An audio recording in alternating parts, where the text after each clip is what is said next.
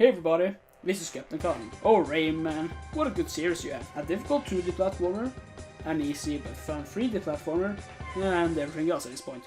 I've even talked about this series before on this channel, so that should prove my love for the series. What I've heard is that usually people's first Rayman game is a favorite. My favorite is Rayman 2, but believe it or not, my first Rayman game was Rayman 3, Hoodlum. I played it on PC while I was quite a little toddler, and I couldn't beat this game for the life of me. Does that mean that this is a hard game? You'll find out a bit later as we return to the world of Rayman. We see a thing called a black glum named Andre, going around turning red lumps into hoodlums. But seriously though, where were the black lumps in the previous game? Don't question it. Sure. They come together to somehow make a scarecrow with a gun. Poor old Murphy gets chased by the scarecrow and runs into Rayman and Glowbox while asleep. Glowbox opens his eyes and sees these were the years where he suffered from PTSD. He tries to get away while dragging Rayman. Rayman's hands unplug and Glowbox ascends. Murphy is left to carry Rayman, leading us into the first level, which is an on-rail segment, and that's no good. It's a one-time thing, probably due to the developers wanting variety. While I may sound like someone who can't take a small change, the fact of the matter is that it was better executed in Rayman 2. They were also there on somewhat on rails, but at the very least in the style gameplay we used later on. That being with the grinding. I know I'm already nitpicking, but the point needs to come out somehow. Something else you want to realize is that the game is a lot cherrier than the previous games. They are usually only there to make some puns, which is everything from average to soul crushing. Sorry guys, just staring the place out. But you'll get used to it at some point or another. Rayman and Murphy stops for a bit and talk about the prophecy of the Holy Manual. Andre inspired the ghost star plume. Murphy also informs us of the score system. The score system stacks up when you collect gems, and if you do that in succession, the combo mode is activated, which can increase your score by quite a lot. The higher the score you get in the world, the more minigames you can unlock, which range from something kind of interesting to something which makes Rayman Rabbids look like a good game. You still have cages, which grant you extra max health on the spot, after you collect 6 of a thing, which isn't electrons or spirits or whatever, but yeah, it's teensies. You rescue teensies in this game, which mostly have their own thing to say. It's nothing too grand, but hey, it's worth mentioning. Anyway, we go only to find Glowbox stuck in a plum juice barrel. Just to say that now, Glowbox is pretty stupid in this game. Not only through words, but through actions as well. We found out later that Glowbox is allergic to plum juice, so it's pretty dumb to hide that in a barrel which may or may not have been full of plum juice. Some may counter my argument by saying that it was barely anything in it, but I'll counter that claim. We also find out later that Andre especially likes plum juice, so you could probably counter that by saying that the characters didn't know anything about that at that point in time, but I will not admit defeat as long as it makes the video longer. Okay, I'll admit defeat. After Rayman heroically kicks the barrel, the game rewards us with hands. Now that we can attack properly, let's go over the basics. Rayman can jump like before, which is so fluid, like hot damn, that's so fluid animation. The overall look of the game is so cartoony, which fits with the style this game aims for, and I should probably use this for his own section. Rayman still has the helicopter, but it works a bit different. Rather than pressing the jump button, like in previous games, you hold the jump button in order to use the helicopter. The helicopter is also less stiff. What I mean by that is that your curve speed determines how much time you'll use to glide. The combat is also different. Rather than do the Rayman 2 style by shooting glowing balls, you do something more akin to Rayman 1, where you throw your fist. I guess the easiest way to explain it is that the system is a mix between Rayman 1 and Rayman 2, so you can move around the enemies by strafing and punch them with your extendable fist. It makes the combat feel a bit more fun, which is a good thing since the combat takes on a bigger focus than before. You battle against the enemies more frequently than in Rayman 2, and there's a bigger variety of enemies which use different methods of attack and defense. Again, more akin to Rayman 1. For example, the regular gunman can block uncharged punches and down. The more advanced gunman can shoot 3 shots at once and camouflage themselves as regular gunmen, since no game can be ported and left unscathed. There is a form of moonshine bombers which can attack you from far up, requiring other means of killing. These fine fuckers will dodge any punch thrown at straight on. Most of the time, these wizard things will cast Monado Shield if you attack the enemies, so you need to lure them out. This fat fuck sends out 2-year-old suicide bombers. so you need to hit him from one side and quickly hit him on the other side. There are plenty more enemies where these come from, each with their strong and weak points. It makes things interesting. After turning on some lights, Andre shows up and Glowbox destroys a door. Andre goes inside the Fairy Council since he's after the heart of the world. Rayman also runs in and quickly disposes of Andre's form. Andre pushes on further and we are met with the power-ups of this game. These lovely tin cans contain some laser deterrent which changes Rayman's clothes into combat fatigues and yada yada. Nitro Red's only they make a joke about that and I've got nothing to add. There are 5 power-ups in total and the usage varies. The green one allows Rayman to throw a tornado that spins platforms into place and shrieks enemies. The red one grants double the strength, which is needed to destroy some doors. The orange one makes you fire a powerful missile from a certain distance. The blue one grants the ability to swing over gaps by these things, akin to purple lamps, and for some reason also grants the ability to electrocute your enemies. And the yellow one allows Rayman to fly for about 3 seconds. These are for the most obligatory, but sometimes they can be used for getting extra gems or cages. When these are laid out, you can use them against your enemies for a bit of variety and extra points for the score. The thing about the power-ups is that the amount of points you acquire when the power-up is activated is multiplied by 2. This is a double-edged sword. You can get 2 times the points, or you can lose 2 times the points. Later on in this room, we meet this fairy. Would you mind being a bit more quiet? Enough, Harry! Zelda needs you! Oh, Andre, you truly are an evil bastard. You do not call Link Zelda, that's common courtesy! We progress even further, and Glowbox swallows Andre. Well, that was a short game. When going even further in, we get to the heart of the world. Oh boy, I never imagined that this was supposed to be one of those lame places. We meet up with the King of Teensies, which tells us the important stuff. For some reason, Glowbox lacks stomach acid, and due to this horrific fact, Andre lives inside Glowbox. In order to get Andre out, the TC send Glowbox to a doctor who might help. We travel to Clearly Forest, where the doctor resides, but the shortest way is through a fever dream, and let's talk about this. These sections are the worst in the game. You use a hoverboard in order to travel through this place. There are platforms to be sure, but there's 2 things that ruins a decent idea. First of all, the controls in sections sucks. You can jump like normal, or Rayman does an auto jump at the edge of the platform. Doesn't sound too bad, right? Well, the platforms has some sort of border at the sides, and the border doesn't cover the whole platform. You still get on the areas outside the border, which causes you to only jump by accident if you go to the edge of the sides, possibly making you fall. And generally speaking, there's too much speed. I wonder if it's even possible to get every gem in the stages in one go, because it doesn't seem like it. The speed when you veer left and right is also quite fast, making you overshoot platforms more often than needed, or making you land outside of the border. Just to say this now, this game is more like a classic Sonic game. You directly proceed to the next area when you complete the previous one, and you go to previous worlds by selecting a world in the menus whenever you want to. I wish that there was a hub world like the other games, but with the structure of this game, I guess it's the best thing for it. We now arrive in Clearly Forest, where we see firsthand how Glowbox reacts to plum juice. And oddly enough, it's the least weird thing that happens. After getting through a big chunk of the level, we face against the boss of some kind.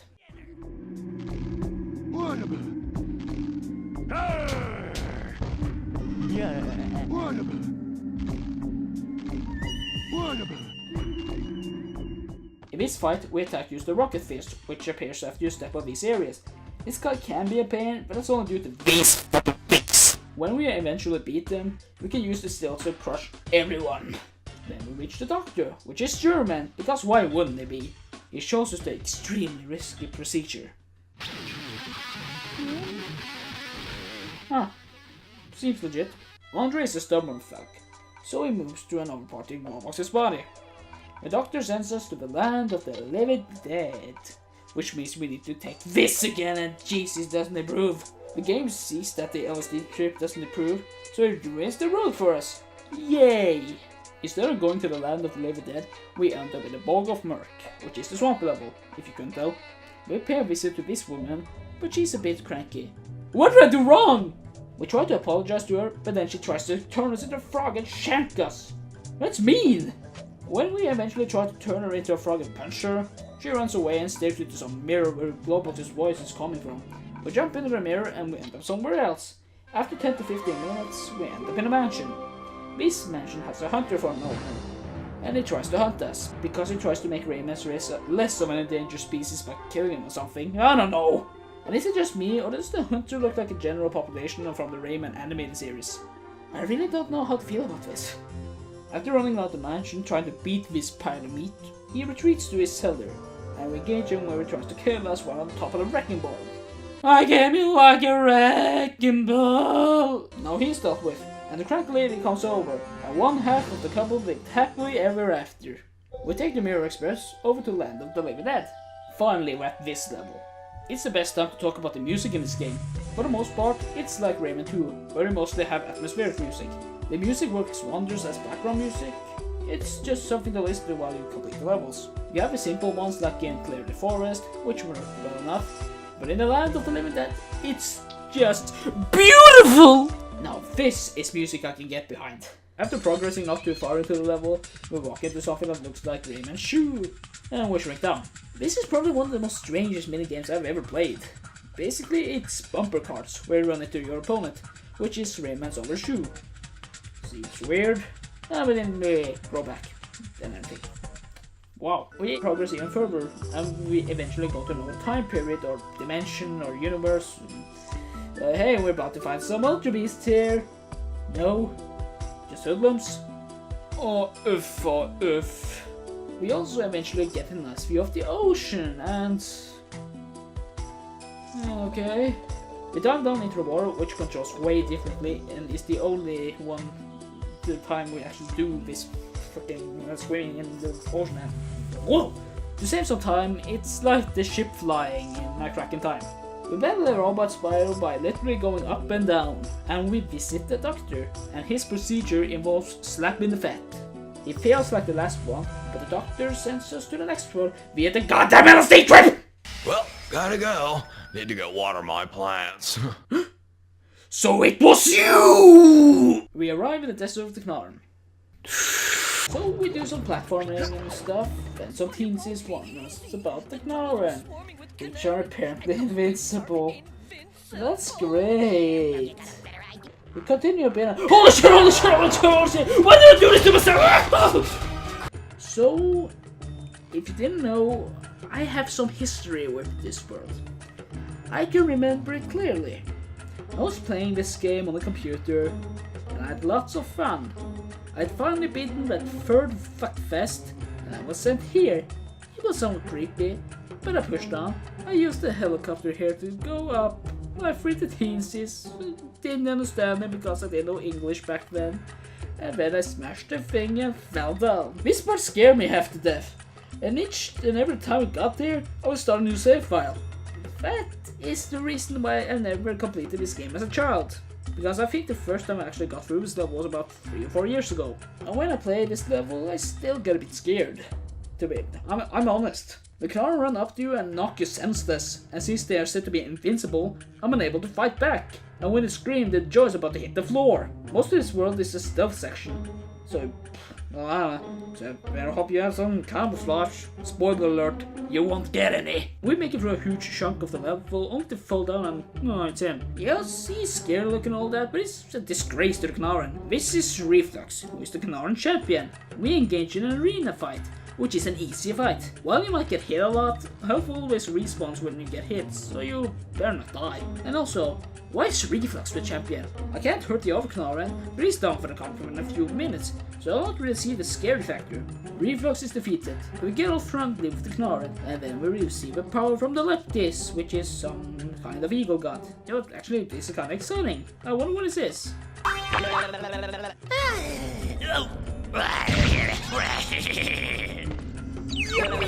Okay, so you're telling me that we get the exact same thing as the thing we started with in Rayman 1? Okay, sure. I guess it's better now since we can still at least run. We get to the third doctor, who... okay... The third doctor can help us by drawing out negative energy. I don't know about you, but I think it would spell like this. I know how to drive out a negative energy. When all doctors unite, we play a symphony of wonders which gets on Andre out of glow box, but the doctors forgot to close the window, so Andre is free to terrorize the world. Andre chats to Reflux, telling him about how great it would be to just kill Rayman by stealing the Knaran King's scepter and everything about that, and of course, right down the queue, they do that, and we arrive in a whole new world. Welcome to the longest shortcut. In this world, we platform to the next world. That's it! In every level, you have to collect a certain amount of crowns, which opens the doors to the next level. It's neat to see some challenges return from the Fair Council, but this level doesn't really have that much more. Cool Rayman 2 reference though. When we reach the end of the third level, the doctors tells us that we need to take the ship in order to reach Andre and Reflux. The shipboard is technically a part of the next world, so welcome to the summit beyond the clouds. The first level features Rayman defending the ship by sinking other ships for a couple of minutes. When we finally reach the second level, we platform in the beautiful snow. However, this is also a level which lacks substance. We're basically here to proceed to the next world, and there's only two things that stand out, and that is the aesthetics and the final part of the world. Race a frozen glow box while on a snowboard. We do this so I can arrive at a specific point at the same time so I can go down the frozen shaft. Neato. And now we've arrived in the next world, the Hoodlum headquarters. This factory / lava level greets us with a seductive voice, and Glowbox is interested, to say the least. We go to meet this seductive woman, and what we see is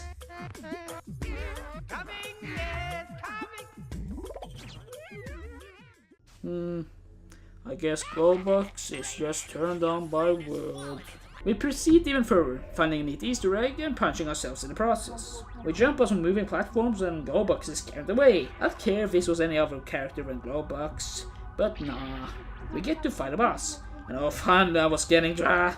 We punch the obvious thing a few times and the machine is about to explode. Cue the montage!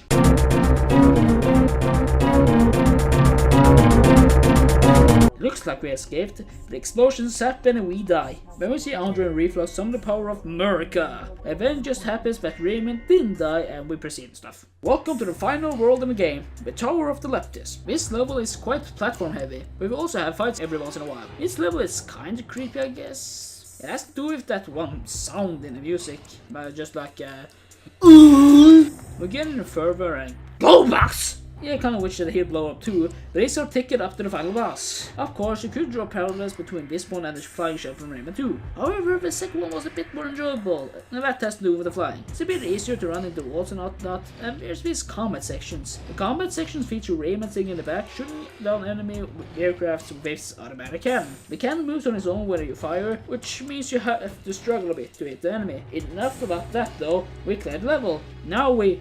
Huh? What happened to my score? Reload! Oh, that's better. Now, we battle against Reflux, who has had a plastic surgery. A bad plastic surgery, but it's plastic surgery nonetheless. And he has Andre inside of him for some reason. In the first phase, Reflux has a shield. He summons lightning if you are far away, and when you're at close range he fires yellow balls of something, which kinda looks like the healing thing in the game. What you actually need to do is use the blue power-up to lower the shield, and use the red power-up to beat the shit out of him. Rinse and repeat. In the second phase, he burrows the scepter inside his back, and due to this, he grows giant. He will slap you from either side and he punches the ground, making you get flung into the air, which basically makes you more susceptible to hits. He'll slap you silly boy. You need to use the blue power-up in order to reach the red power-up. You use the red power-up to punch the scepter on Reflux's back. Rinse and repeat. In the third phase, he ascends. You grab the yellow power-up to fly up while Reflux does his best Black Canary impression. And you fly up to reach the orange power-up, and with that, you shoot him in the back. Then he's down! And then he comes up, and he grows wings for some reason. And he flies on a blue thing. Glowbox picks up Rayman and flies up to Reflux. And this is the worst part of the boss fight. We're stuck in the flying thing. But wait, Mr. Gaupnekaren! It's basically the same as Rayman 2! And you are right! Except for one thing. The final boss of Rayman 2 required the use of a flying shell, but the controls stayed intact in comparison to the earlier parts in the prison ship. In Rayman 3, the controls change. First, instead of firing with an automatic cannon, we fire with a semi-automatic cannon, which makes it much harder to hit, since the moving cannon part is still a thing. We need to take down a shield 2 separate times, and then shoot the scepter. After that, we control the ship in 2D space while throwing bombs. This basically means that there was no reason for the introduction level from the flying thing. After shooting the scepter one last time, Reflux is frozen and Andre is licked. and we fall on some poor Caterpillar. And then again, he was just there to warm up our seats. Then the game ends, just like that. After a small talk about Glowbox wanting Andre back inside them, they fall asleep and Rayman's hands go over to a red lamb. After scaring the red lamb, it becomes Andre. And then we're left to speculate that this is how it started, it's a continuous loop, or that it splits into Hoodlum's Revenge, which really shouldn't be on the GBA due to the GBA version of Hoodlum Havoc, which is completely different than FUCK, this is confusing! So that's Rayman 3. And what do I think of it? It's good? It's bad? Well, I think it's more leaning towards good than bad. It has more engaging combat, and the visuals remind me somewhat of the first game. The game probably has too much variety, but the main gameplay works fine enough. Comedy isn't top notch, but that isn't really the focus. Rayman's movement seems so fluid in comparison to the likes of Rayman 2. If you have been on this channel for a while, you may remember I did a few Let's Plays, mainly of the first 3 Rayman games, plus the second for PS1. I'll probably make a review about that someday. However, I probably make that more of a rant, because hey, rants look cool, right? I may have seemed somewhat uninterested in the game, but that's due to one thing. I didn't have an Elgato back then, so I had to record the PS2 game. Not only was the PS2 disc basically allowing a few bugs, mainly musical ones, but my PS2 control flat out sucks. Throughout the playthrough, I felt obligated to do it. I had a similar feeling in this playthrough. In the start. After a while, I enjoyed the game more, and I encourage you to play it. It's not my favorite, but I feel like this can be a starting point for not only the Rayman series, but also platformers in general. If you want the game, you'll probably want the PS3 or Xbox 360 version. Most have a bit more bugs compared to the earlier versions, but it isn't likely you'll find the Rayman 3 disc in its prime nowadays. Well, anyways, that's it. Hopefully you enjoyed the video. Next time, I'm looking at Jak 2 on the PS4. I'll see you then.